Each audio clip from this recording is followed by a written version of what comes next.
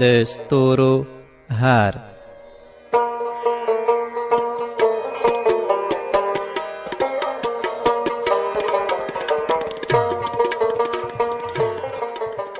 له کلید راډیو څخه د ناول پرلپسې لړۍ.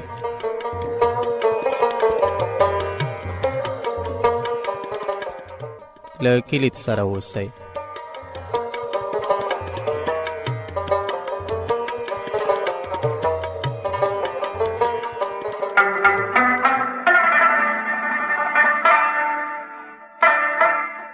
اغزن سیم.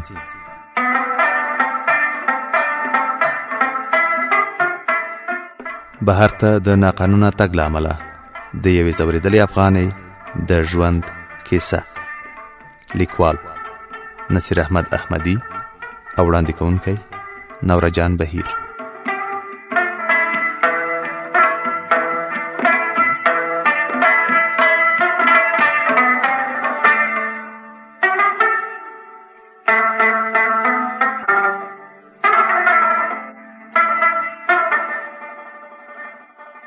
د ستورو هر داستاني خپرونې درنو اوریدونکو السلام علیکم.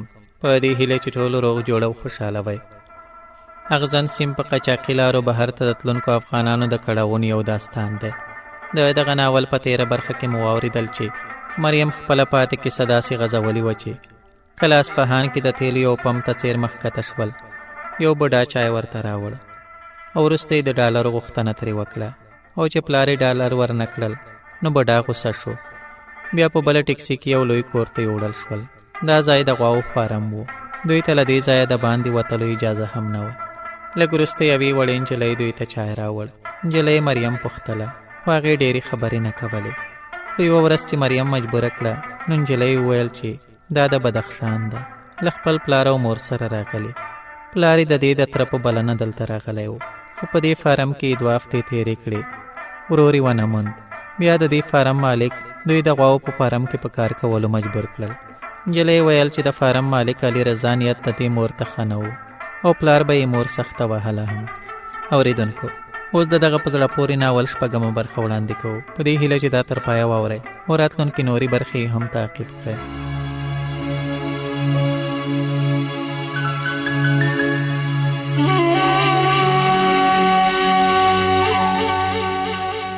وړې نجلۍ مریم ته خپله کیسه داسې غځولې وه.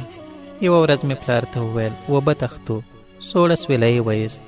ویې ویل تاسو تر دیواله وښتی شئ؟ پوه شوم. پلار مې زموږ لپاره چېرته نه شو تلای. علي رضا څو ورځې ورک و. یو ماسپښین راغی، زما د مور پر ورانۍ لاس کېښود. ویلې چې په سختو مې نه لورېږي، ته ولور دې له ما سره لاړې شئ. مور مې همدا یوه خبره کوله، د خدای لپاره له کوټې ووځه. علي رضا ما ته وکتل، را یاده یې کړه چې د پورتنۍ کوټې له یخچاله اوبه راوړه. کوټې ته وختم، اوبه مې راواخیستې.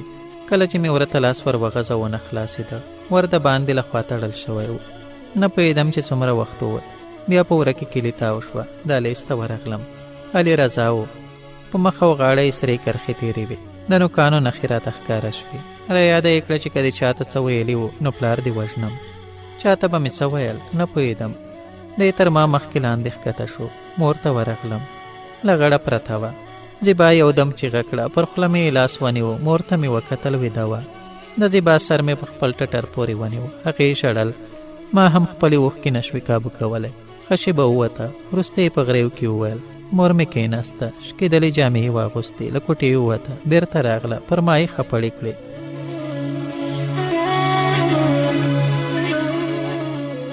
تر ډېرو یې په غېږ کې ټینګه نیولې وم. بیا یې کلکه پر تندي ښکل کړم. یو دم یې منډه واخیسته او سرتور سر د باندې ووته. ټیکری مې راواخیست، پسې ورغلم. درب شو. له ځمکې دوړه پورته شوه. پښو ته مې وکتل. مور مې په خاورو کې پرته وه. تر خولې یې سرې وینې راووتې. دې د تعمیر له سره ځان راغورځولی و. د زیبا پر خوله مې لاس کېښود. چیغه مې خولې ته راغله. په غریو کې مې وویل بس دی، نور څه مه وایه. زیبا سرې سترګې راواړولې. لاس مې د هغې له خولې لرې کړ. نجلۍ وویل تا کیسه غوښته؟ غرې واخیستم. سمه ده ووایه. نجلۍ وویل. چیغې شوې. په کوټه کې د ولاړو افغانانو ګوتې د پنجرې تر اوسپنیزو سیخانو تاوې وې. زورونه یې وهل. ایرانیانو ته یې کنځلې کولې، خو د اوسپنې سیخان ټینګ وو. د فارم کارګر راغلل. پلار مې هم پکې و. دی زما مور ته ورنږدې شو. د هغې لاس یې پورته کړ، بیرته یې پرېښود، لاس یې په ځمکه ولګېد. تر ډېره غلی و. د مور شکېدلي ټټر ته یې وچې سترګې نیولې وې. وروسته یې د هغې سر له خاورو پورته کړ، په غېږ کې یې ونیو، یو دم یې کوکه کړه. له چیغو سره یې په پنجره کې د ولاړو خلکو ژړاوې ګډې وې. پلار مې ښه شېبه وژړل، بیا یې ما ته وکتل، سترګې یې له سرو رګونو ډکې وې. په غریو کې یې وویل علي رضا و.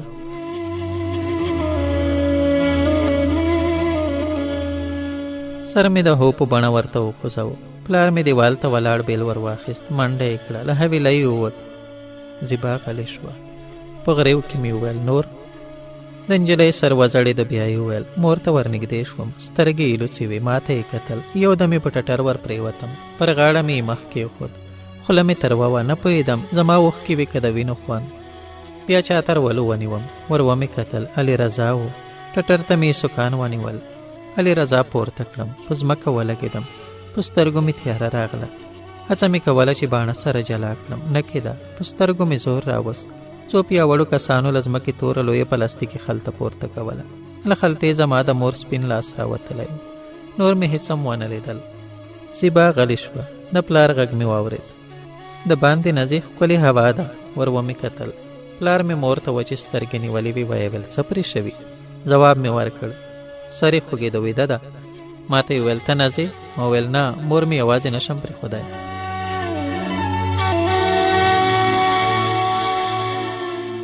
پلار مې بیرته له کوټې ووت.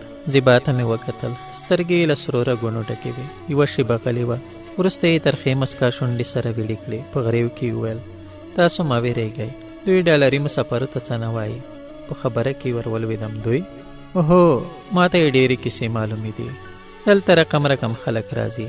علي رضا ډېر کسان پیژني، ځان ته کوټه لري. ما څو ځله ډوډۍ ور وړې ده، ټول تریاکس کوي. توپانچې مې په خپلو سترګو لیدلې دي. دوی دوه ډوله مسافر راوړي، ډالري مسافر کم دي. همدا کوټه یې ورته بیله کړې ده. خوراک څښاک یې هم له نورو جلا دی، پامور باندې کوي. هغه نور بیا داسې نه دي. علي رضا د تومني مسافرو نوم پرېښی دی. دا کسان ایران ته د کار لپاره راغلي. تر هغو د پنجرو تر شا ولاړ وي چې کوم خپل یا ملګری د قاچاقبر پیسې ورته راورسوي. خو داسې کسان هم پکې شته چې په هفتو هفتو دلته پراته دي. دوی د سهار له خوا یوازې 10 دقیقې له کوټې راباسي. علي رضا وایي چې تښتي. 10 دقیقې تشناب ته د تګ او پښو غوړولو لپاره بس دي. کمړه هم شي څوک ور نه ور خلاصوي.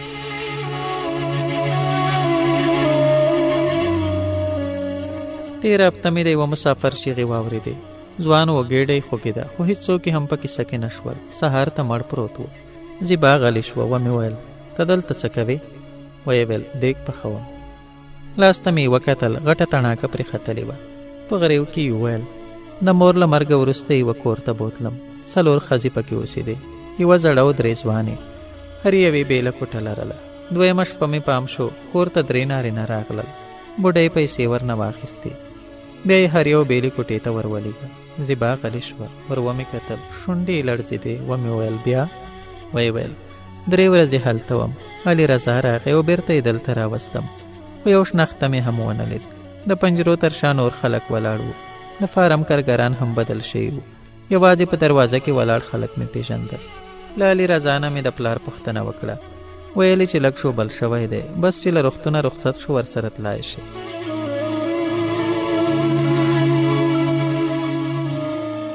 د شا کوټې ته یې بوتلم. یو زوړ سړي دیګ پخاو. علي رضا را یاد کړه چې مرسته ورسره کوه. د شپې به یوازې وم. د کوټې کونج ته مې نشو کتی. مور مې لیده، لوڅه لغړه به وه، د سر ویښته به یې شکول، تر سهاره به ګروپ راته بل و. خو وروسته عادت شوم. علي رضا به د پلار احوال راته راوړ. ویل به یې چې مخ په جوړېدو دی. ورځې تېرې شوې، پلار مې رانغی. ما به هر وخت له علي رضا نه د هغه پوښتنه کوله. یوه ورځ یې راته وویل چې پلار دې پولیسو نیولی، اوس به یې خپل وطن ته اړولی وي. تمه مې ونښته، ځای ور معلوم و. ضرور راپسې راتله. یوه غرمه فارم ته لاړم. شیدې مې راخیستې. د یوه کارګر پښه وښوېده، نشو ولاړېدی. له ما نه یې وغوښتل چې د خوشیو ډک سطل د باندې وباسم. ډېران د فارم د حویلۍ په کونج کې دی. دوی د ټولې هفتې خوشیو مالته اچوي. جمعه موټر ورته راځي. ورغلم، یو بوټ پروت و. شنخته را معلوم شو. پټیکرې مې پاک کړ. زما د پلار بوټ و. دروازې ته مې منډه کړه، چیغې مې کړې. بوټ مې د زاړه پیردار سترګو ته ونیو. هغه ورخطا و. یوې بلې خواته یې کتل.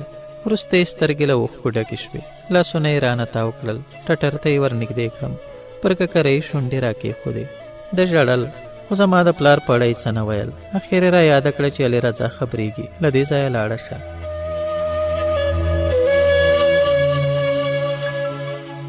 2 ورځې وروسته علي رضا راغی. ورته ومې ویل را یاده یې کړه چې پلار دې راځي. وخت تېر شو. دیګ به مې یوازې پخاوه. یوه ورځ ځوان ساتونکی په ډوډۍ پسې راغی. د پلار پوښتنه مې ترې وکړه. په غوسه یې راته وویل چې نه پوهېږي. په هماغه ماخوستن دروازه خلاصه شوه. هماغه ساتونکی و. د برق په رڼا کې یې سترګې سرې ښکارېدې. د په دیوال پسې لاس ونیو. په دروازه کې کېناست. بوتل یې پر غولي کېښود. را یاده یې کړه چې د پلار په اړه مې پوهېږي.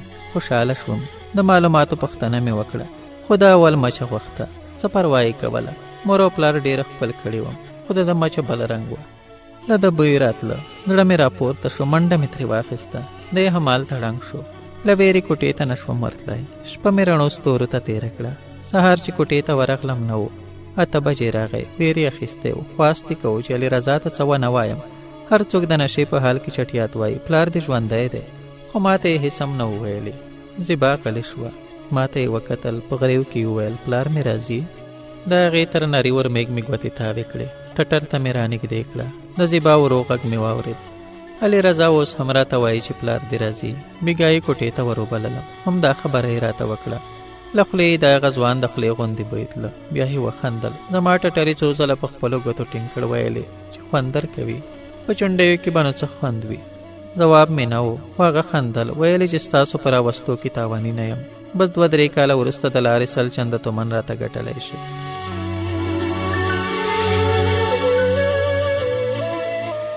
د مریم خبرې ختمې شوې. جیب ته مې لاس کړ. فلش مې راوایست. د لوسی په ایمیل راغلي خبرې لا پاتې وې. خو ټلیفون راغی. ملګری مې و. ویلې چې میلمه مې یې. موټر مې راوستی په خطه راووځه. بانه مې ورته وکړه. خدای ټینګ و. جامې مې بدلې کړې. کور ته ورسره لاړم. له هالنډه مو د لیسې د وخت یو همصنفي راغلی و. نه یې پرېښودم. شپه مې وکړه. سهار په 2 نورو ټولګیوالو وګرځېدو. ماښام تیاره کور ته راغلم. د مریم خبرو ته مې بیړه وه. مریم خپلې پاتې خبرې داسې کړې وې. په سره اور ناسته وم. ټیکه نه راتله. له علي رضا او دې کوره مې کرکه کېده. پلار به مې نن سبا راته کول. وخت ولاړ و. نه تېرېده. د زیبا مړاو سترګو مې زړه خوړ. له وسه مې څه نه وپوره. یو مازدیګر مې د پلار له جیبه د 100,000 تومنو نوټ راوایست. زیبا ته مې ونیو. ډېرې نه وې. 3.5 افغانۍ راتلې. خو زیبا نه اخیست. ویلې چې څه یې کوم. په نږدې سیمه کې دکان نشته. وروسته ټوخی راته پیدا شو. پلار مې علي رضا ته وویل ګولۍ راوړي. خو کرکه مې ترې کېده. ومې نه خوړې. ورور مې هم تبې کولې. کوچنی سخوندر یې زړه وهلی و. ډېر وخت به له کټه نه ولاړېده. 11مه ورځ له فارمه راووتو. مور پلار او کوچنی ورور مې خوشحاله و. د موټر له شیشو یوې بلې خواته کتل. خدای ته یې شکرونه ایستل. خو ما په لاس کې سوځېدلې وړې پراټې ته کتل. د زیبا له اوښکو ډکې سترګې مې له مخه نه لرې کېدې. د هغې وروستۍ جمله مې په ذهن کې راګرځېده. ها، دا پراټه مې په خپله درته پخه کړه. وږې به شې. د مور حیرانه غږ مې واورېد. ته ژاړې؟ مخ مې واړو. نه وم پوه شوي. پلار مې وخندل. ای لیونی، خوشحاله اوسه. له زندانه راووتو.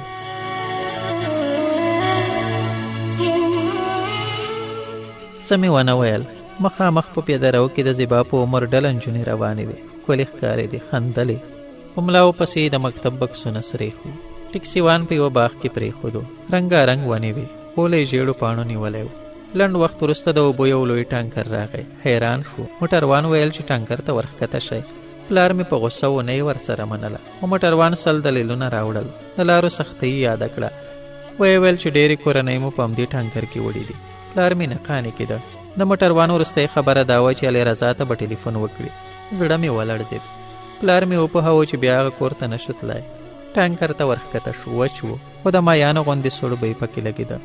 ټول په یوه هواره پنډه توشکه کېناستو. شاوخوا مې وکتل. تیاره وه. پورته اسمان د شنې دایرې غوندې ښکارېده. موټروان را یاده کړه چې د موټر د درېدو په وخت کې بله توشکې سره د ټانکر شاتنۍ برخې ته ورځئ. شیبه وروسته موټر حرکت وکړ. د جمپونو له ورکېدو پوه شوم چې په خطه وخوت. 1.5 ساعت ښه و. خو وروسته مو ساه بندېده. ټولو پورته ګردې د ریسې ته خولې نیولې وې. یو ځای موټر ودرېد. توشکه مو په احتیاط شاته یوړه. 1 دقیقه لا نه ووتلې چې موټر حرکت وکړ.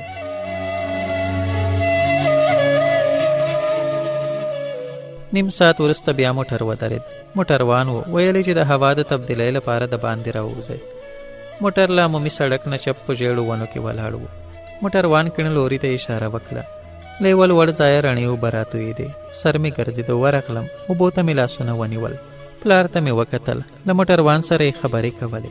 کله چې بیرته ټانکر ته ورښکته شو پلار مې را یاده کړه چې تر مهاباده به همدلته یو. د مهاباد په اړه مې معلومات ترې وغوښتل.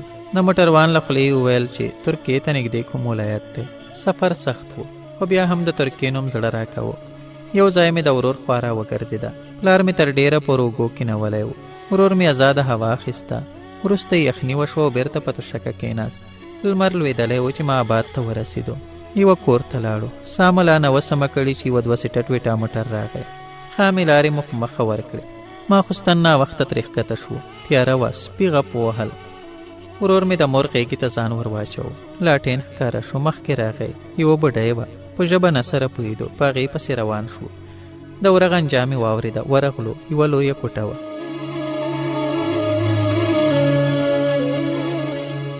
په زړه دره یې کېناستو.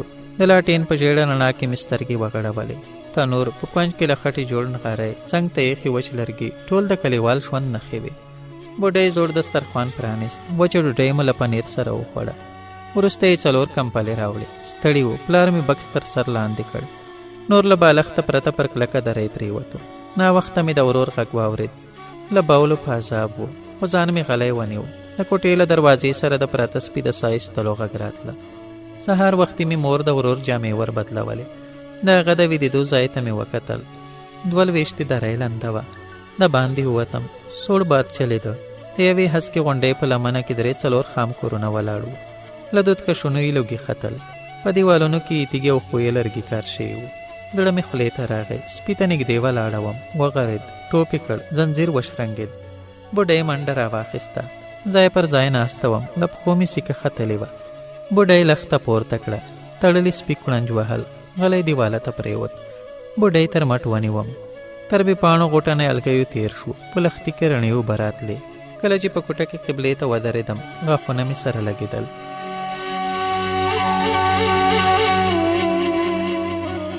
له چای وروسته د باندې ووتم. لمر و. پر یوه هسکه غونډۍ د ترکیې بیرغ رپېده. مور ته مې ورناره کړه. راغله. د بیرغ په لیدو یې بېرته کوټې ته منډه واخیسته. شېبه وروسته ټولو بیرغ ته وچې سترګې نیولې وې. زړه مې ټوپونه وهل. ترکیه تر 1 کیلومتر نږدې وه. بوډۍ راغله او په اشاره یې پوه کړو چې باید کوټې ته ننوځو. هماغسې مو وکړل. ټول پر دری کېناستو. ورور مې په لانده ځای بکس کېښود. د بوډۍ غږ مې واورېد. دومره یې وپوهولو چې ډله مه وځئ. خو شېبه وروسته مې له مور سره یو ځای د باندې ووته. له ورسۍ مې ور وکتل. بوډۍ وزل وشله. مور مې د لښتي په اوبو کې د ورور لندې جامې مینځلې. وراخوا د غونډۍ تر سره ژېړ واښه ختلي وو.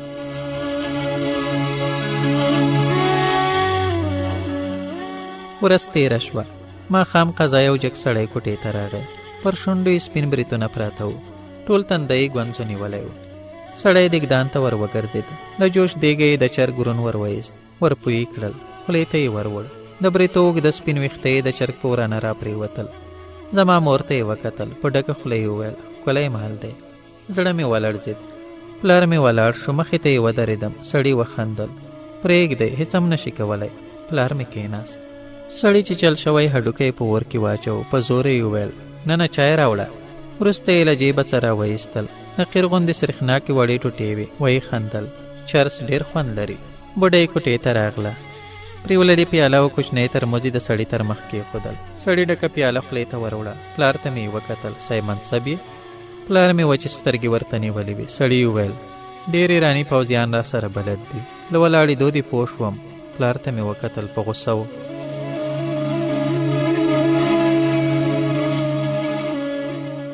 شېبه وروسته کوټه د چرسو له بویه ډکه شوه.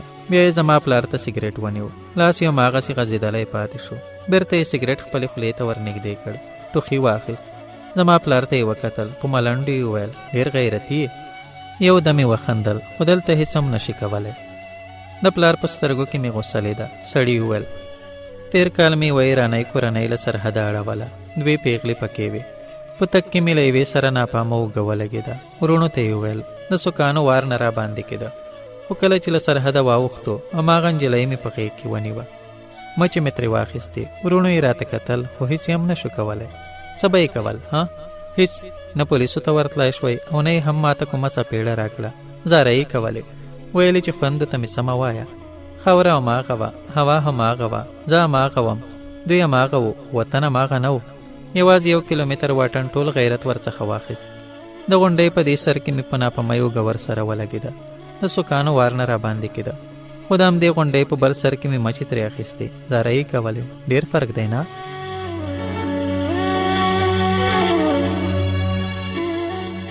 د سړي خبره سمه وه. تېر کال له پوهنتونه کور ته تلم. په کوڅه کې یو هلک ولاړ و. مازې راته وخندل خو ښه نه راباندې ولګېد. پلار ته مې وویل ماښام کور ته ورغی. د هلک پلار یې راویست، جنرال و. یوه عادي دوکاندار په 1 روپۍ کړ. خو دلته یوه معتاد ایراني ته هېڅ هم نه شو ویلی. د سړي په غږ مې فکر سره راټول شو. مه ویرېږئ. ور ومې کتل. زما مور ته یې وچې سترګې نیولې وې. سړي وخندل. موږ 2 ډوله مسافر لرو. ځینې کمې پیسې راکوي، مازې یې تر سرحده اړوو. نورې خپل کار څه کوي، چېرته ځي، په موږ پورې اړه نه لري. خو ستاسو غوندې مسافر بیا په ټولو قاچاقبرو پورې تړلی دي. بس ما هم په همدې ډله کې وشمېرئ. هره میاشت 15 مسافر تر سرحده اړوم. د هر مسافر په سر $10 راکوي. اعتبار نشم خامولی، ډېرې پیسې دي. غلی شو. ګړۍ ته یې وکتل، ویې ویل 12 بجو ته ځانونه تیار کړئ. ودرېد او له کوټې ووت.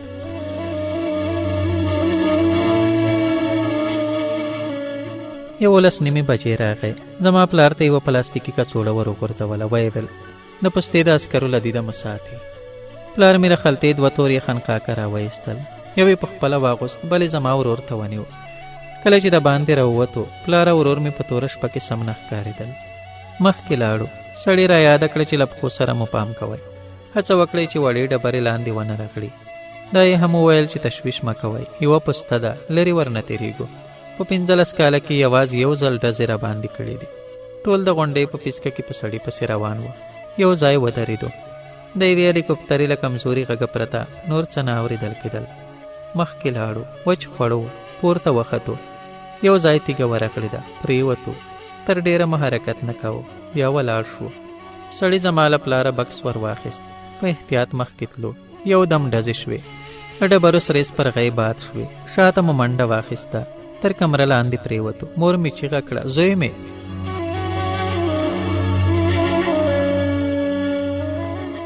سړي په خوله لاس کېښود. زړه مې ولړزېد. ورور مې نه و. پلار مې ولاړ شو. سړي تر پښې ونیو. په ټیټ غږ یې وویل وژنې مو.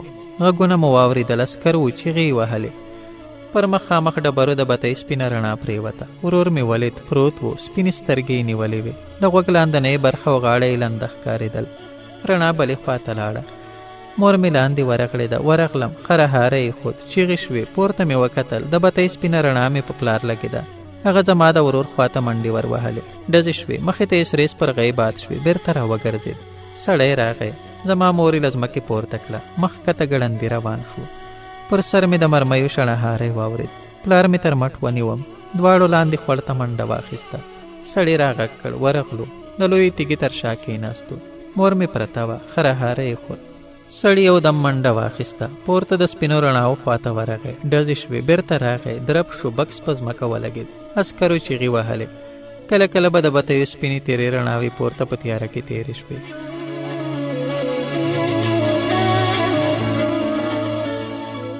مریم غلې شوه. وروسته غرې واخیسته. ویې ژړل. بیا یې په ډک ستوني وویل نه وم پوه شوې. یو وخت مې د پلار ژړغونی غږ واورېد. مریم سترګې رڼې کړه. ور ومې کتل. همالته په ډبرو کې پرته وم. پلار مې زما د لاسونو رغوي مخل. ځان مې د هغه غېږې ته ور وغورځاوه. ومې ژړل. د ورور په وینو لړلی غوږ مې له ذهنه نه ووت. مور ته مې وکتل. بې حرکته پرته وه. خرهاری یې نه خود. د غونډۍ په بل سر کې سپینې رڼاوې یوې بلې خواته کېدې. د سړي غږ مې واورېد. کمه لاره پاتې ده. پلار مې حرکت ونه کړ. سړي د هغه په اوږه لاس کېښود. ورو یې وویل سخته ده خو بله چاره نه لرئ. پلار مې هماغسې ژړل. سړي بکس ته ډډه ووهله. یوه شېبه غلی و. بیا یې وویل شاته نشئ تلای. د ایران پولیس ونیسي. لور او ښځه د زنانه زندان په نوم در نه بیایي. هر څه چې یې زړه وکوي. پلار مې هماغسې ژړل. سړي بکس ور واخیست. ولاړ شو. ویې ویل رڼاوې لرې دي. داسې وخت بیا نشئ موندای. پلار مې یوه شېبه غلی و. بیا ودرېد. مور مې یې په اوږه واچوله. نیم ساعت لا نه وپوره چې د سرحد بلې غاړې ته ورسېدو.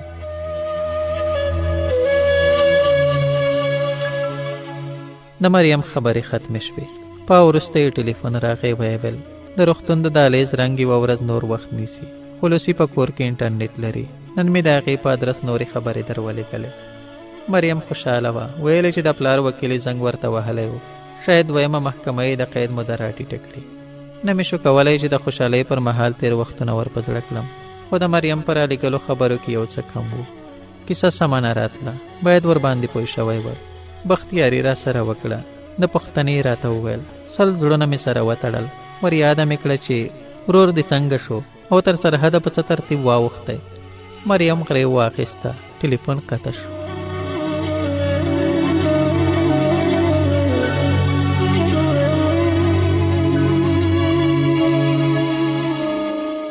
د ستورو هر داستاني خپرونې درنو مینوالو، د ناول دا برخه په همدې ځای پای ته ورسېده. نورې برخې به یې زموږ په راتلونکو خپرونو کې واورئ. د اوس لپاره ما نوراجان بهير او د دې خپرونې تخنیکي همکار ته ولاس رکھته اجازه راکړئ. هر چیرې چې ښاد او آباد اوسئ. د لوی الله په امان.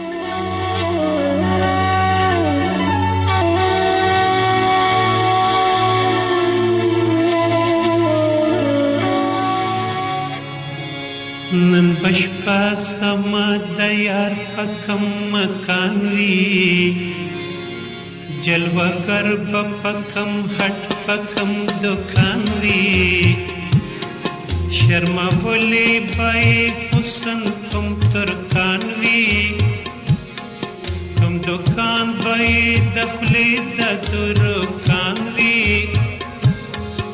اڈی بابای د مخصوص پتنگان وی اما خوابای پاکان کنا پاکان وی والی نچوی لدی غم زما دلا چه دی باوری دیار دتلو بدلا والی نچوی لدی غم زما دلا د باورې د دیار د تلو بدلای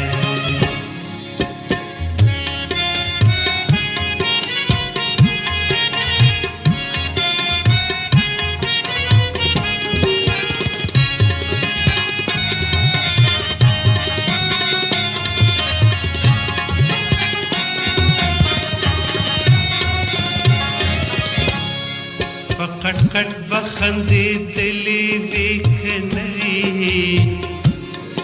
دسله هم به خلی دلی وی کنوي فرحت به سندلی وی کنوي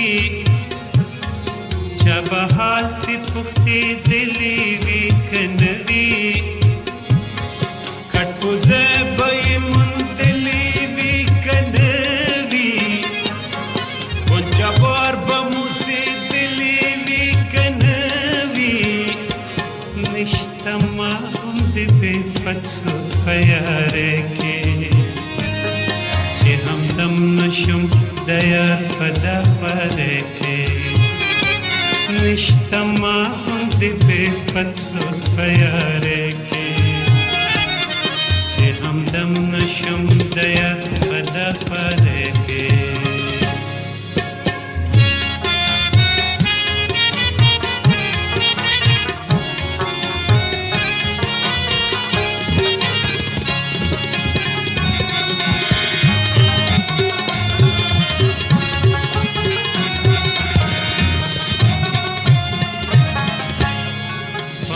سلبای سبا گورا سوک ملوی نپوهی گم چی بساد وی کباغلوی پس شان بشکستا زهیر بزړوی لنغمی بای دغل نغم پخلوی دم قدم بای پخلا دمخ پولوی رانج کړي بې چا خوري تپلوي سزا وار د هر ستم د هر پیغورم چې مې یار په سفر تله زپکارم سزاوار د هر ستم د هر پیغورم چې مې یار په سفر تللی زپکارم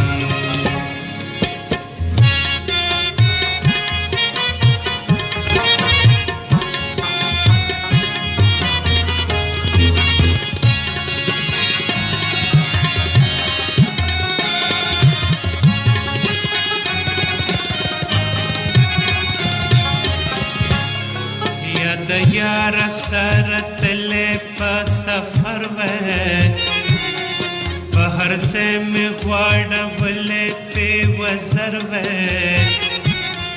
یا یې مړ د بېلتانه د غمه زر وی یا په دواړو سترګو ټپړون په نظر وی که دانه کې د هرګز معتذر وی خود میزان وهله په خنجر وې اسې پات شم تر یار پورې مختوري وجرګا د عاشقانو کې کوزګوري اسې پات شم تر یار پورې مختوري وجرګا د عاشقانو کې کوزګوري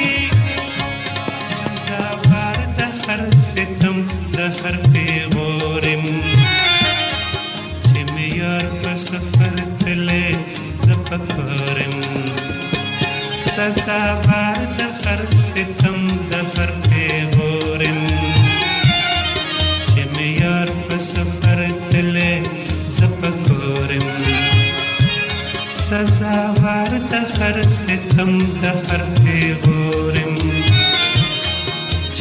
یار په سفر تللی